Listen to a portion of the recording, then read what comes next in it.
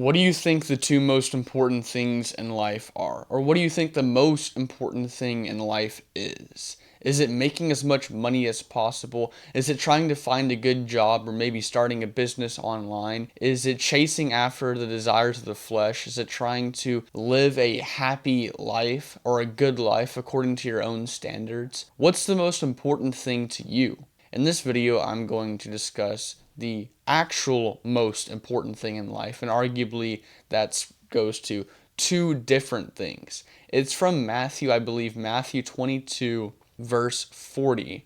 For the law and the prophets are based on these things. And what Jesus was asked is he was asked by a lawyer during his time what a lawyer would be. And the lawyer was like, okay, which one of these, which is the greatest commandment? And they're trying to trick Jesus. And Jesus gave a very good answer. He said, the first and the greatest, or the great commandment, is to love the Lord your God with all your heart, your soul, and your mind. But then he goes on and he says, and the second is like it, love your neighbor as yourself. And if you go back to the Sermon on the Mount, Jesus says, yes, love your neighbor as yourself, but also love your enemy. At that time, it was love your neighbor as yourself, but hate your enemy. But Jesus said, no, love your enemy as yourself. So love your neighbor now just means love everybody.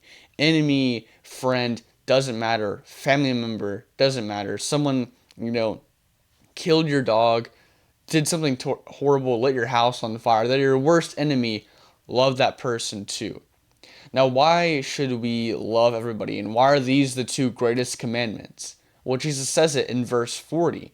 He says, these two things, basically what he's saying is that if you do these two things, if you love God and you love your neighbor, you're never going to sin. You're never going to mess up in some other area.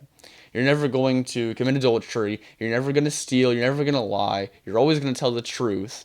You're not going to murder. You're not going to be jealous of others. You're not going to say the Lord's name in vain. You're not going to worship other gods. You're not going to do it. You're not going to not worship do the Sabbath. And there's, I think, one other commandment I'm missing, but you're not going to have any other idols. And you are going to follow those laws if you love God and if you love your neighbor, and of course if you love yourself, but love your neighbor as yourself. So that kind of fulfills it. And I want to go into what it means to love God. So the first thing it means to love God is to do his will. It's to follow the plan that he has set for you. The reason I think this is because I think what it means to love God and what it means to really love anybody is to put their will above your will, or at least their needs above your needs. Of course, if someone wants to murder somebody else, you shouldn't sacrifice your desire for that person not to be murdered for their desire to murder that person. Of course, you should try and stop that because that's a sin.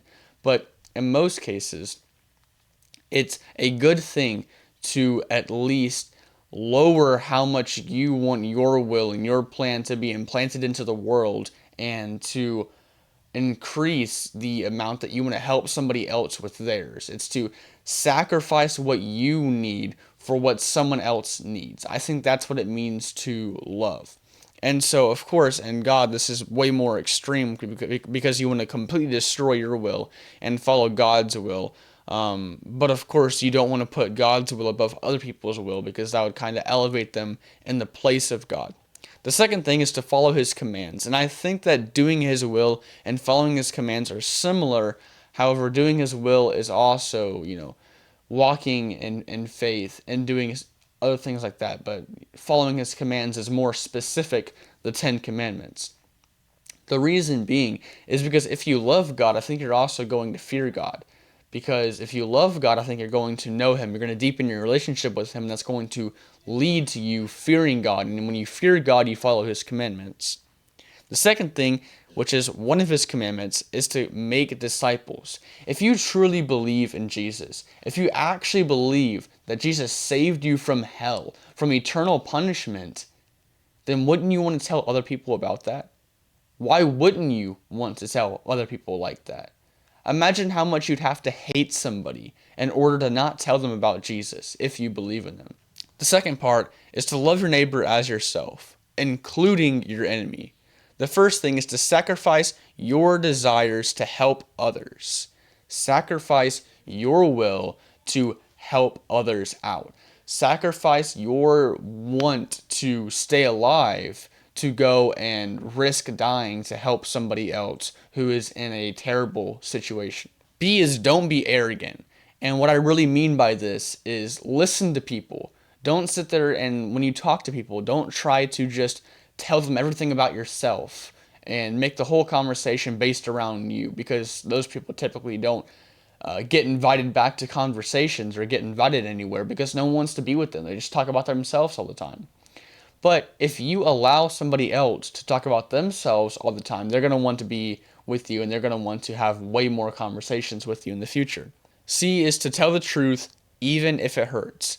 If you love somebody, you're going to tell them the truth, even if it's going to make them sad or if it's going to hurt their feelings, because in the long run at least, telling the truth is going to be way better, even if it makes someone's life worse, than lying and making their life a little bit better right now, maybe, but in the future, their life is going to be way worse because, well, you lied to them. And whenever you follow lies, it leads to destruction. I believe that if you prioritize these two things, then you are going to have a way better relationship than you may already have with Christ, and you're going to have a way better relationship with others. And I think that if you follow these two commandments, you are going to notice a significant change in your life.